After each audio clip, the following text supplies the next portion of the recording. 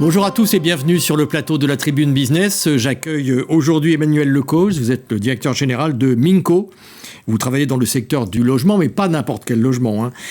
Pas en tout cas dans le logement traditionnel. Peut-être d'abord une petite question d'actualité. Comment vous travaillez, vous, en ce moment, au mois de janvier, avec vos collaborateurs? Je crois que vous avez à peu près 300 personnes.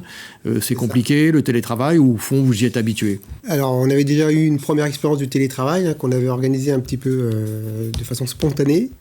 Là, on l'a mise en place pour plusieurs collaborateurs dans les bureaux. Et côté production, on a un peu d'absence, mais bon, on est moins perturbé que j'avais imaginé. Alors, votre métier, c'est de définir et de montrer déjà, ou de fabriquer déjà, j'ai envie de dire, le logement de demain qui est ou qui sera différent. Je me trompe pas, il va ressembler à quoi? Ou il ressemble déjà à quoi? Alors demain, c'est dans combien de temps? C'est pas dans 50 ans, c'est dans moins de 10 ans. Le logement, il va ressembler à plutôt, on va dire, une construction très performante en termes d'isolation, en termes de chauffage, mais également en termes de confort d'été, puisqu'on va vers des périodes assez chaudes. Et puis également une maison avec un faible impact environnemental dans le choix de ses matériaux. Alors, vous mentionniez, on parlait ensemble tout à l'heure du télétravail, il faut se sentir bien chez soi pour bien travailler, par exemple, avec le télétravail. Oui. Alors, quelle réponse vous donnez? Alors, bien se sentir chez soi, c'est déjà avoir une maison peut-être bien aménagée, bien décorée intérieurement, mais aussi avec une qualité d'air agréable, une maison bien ventilée. Et télétravail, idéalement, c'est avoir une pièce à part pour faire du télétravail, ce qui n'est pas forcément facile pour tout le monde. Alors, vous parlez de maison, mais j'imagine que vous avez des réponses pour tout type de logement, non? Pour aujourd'hui et demain.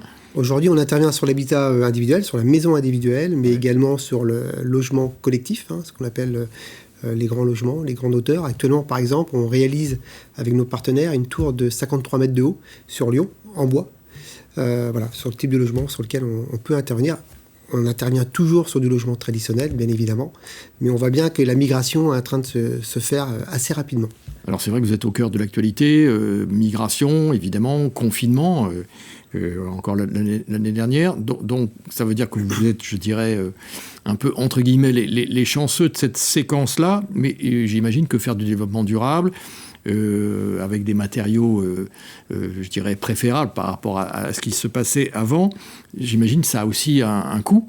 Et est-ce que c'est conciliable? Est-ce que c'est compatible tout simplement avec les coûts? Alors qu'on n'arrête pas de dire qu'en France, par exemple, on manque tout simplement d'abord de logements, avant de parler de logements formidables, avec le développement durable, etc. Oui, effectivement, on manque crucialement de logements. Maintenant, quand on dit construire du logement, il faut aussi bien le construire. Construire un beau logement, c'est aussi pour ses habitants, soit propriétaires ou locataires, une façon aussi de bien vivre, quelque part. Donc le logement en France, oui, est quelque chose d'important. On est attaché, 70% des Français souhaitent avoir un logement individuel. Ça fait des années qu'on le dit. Vous apportez quoi en plus? Alors, nous, en tant que fabricant de fenêtres hybrides... Oui, alors fenêtre hybride, ça veut dire quoi? Alors, fenêtre hybride, en fait, on vient concilier deux matériaux, qui est le bois, donc qui pousse naturellement sans aucune énergie, zéro énergie, et puis on vient le protéger par un parement aluminium à l'extérieur pour protéger le bois des intempéries, éviter forcément l'entretien sur le long terme. Et ça, on peut faire ça sans augmenter les coûts?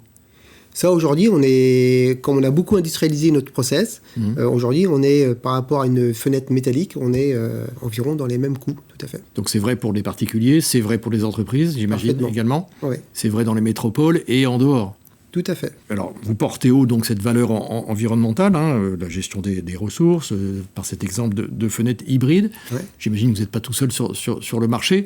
Votre développement, là, on est début d'année 2022, comment vous le voyez? Alors moi, je l'imagine plutôt bien. Bon, d'abord, le marché est quand même porteur. On est assis sur un bon carnet de commandes, donc ce qui nous laisse quand même le temps de s'adapter par rapport à cette période Covid qu'on va encore découvrir. Et puis, on a beaucoup de développement en cours, notamment autour de ce qu'on appelle la construction passive, qui est vraiment le top de la construction, où on vient labelliser des produits avec la maison Passive House. Voilà, là, on est vraiment dans la niche de la niche. Donc, on poursuit notre développement. C'est vraiment notre valeur très forte en termes de produits est portée par cette certification Passive House. Quelle approche vous avez de ce qu'on appelle la résidence secondaire? C'est souvent un rêve pour pas mal de Français. Vous avez une vision là-dessus? Alors moi, j'ai une vision personnelle, qui est sûrement pas partagée par beaucoup de monde, mais je trouve qu'aujourd'hui, en cette période, posséder une maison secondaire, hormis si c'est un héritage ou un beau bien de famille, etc., c'est quelque chose qui va à contresens en termes de logement et en termes environnemental, puisqu'il y a à peu près 2 millions de logements secondaires en France qui sont inoccupés, qui sont occupés 3 à 4 semaines par an. Donc quelle réponse vous pouvez, enfin pas vous-même, mais quel regard vous pouvez, je dirais, avoir là-dessus? Alors le regard, on peut se poser des questions. C'est d'abord, est-ce qu'il faut poursuivre cette construction de maisons secondaires à ce niveau-là? Il faut peut-être aussi un peu freiner les choses. Et puis, ces logements-là, est-ce qu'ils peuvent être utilisés en cours d'année? Vous dites oui. Moi, je dis plutôt oui. Et comment peut-on faire? Parce que ça dépend d'abord de la bonne volonté des uns des autres, des collectivités locales. Voilà. Comment ça peut se passer? Alors, ça dépend forcément des propriétaires. Ça dépend aussi certainement que l'État devra inciter. Alors, plutôt sur des incitations positives que restrictives ou pécuniaires. Exemple? De quelle façon? Écoutez, on est en période électorale, là on peut dire des choses. Je suis pas politique, mais... Non, mais par exemple, est-ce que le logement, c'est quand même une question fondamentale? On est en période électorale.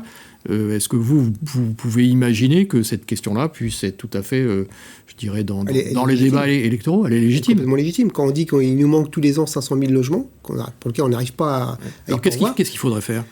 On pourrait inciter les propriétaires à prêter ou à sous-louer leur logement pendant une période de 10 mois, 11 mois ou 8 mois, 9 mois. Il faudrait les inciter comment? Fiscalement, par exemple? Par exemple, fiscalement. Ça, c'est votre idée? Ouais. Par exemple, fiscalement. Il y a sûrement d'autres idées, mais c'en est une, certainement. Merci beaucoup, Emmanuel Lecause. Vous êtes le directeur général de Minco, je le rappelle. Merci en tout cas d'être venu nous voir aujourd'hui. Merci à vous et très bonne journée. Merci.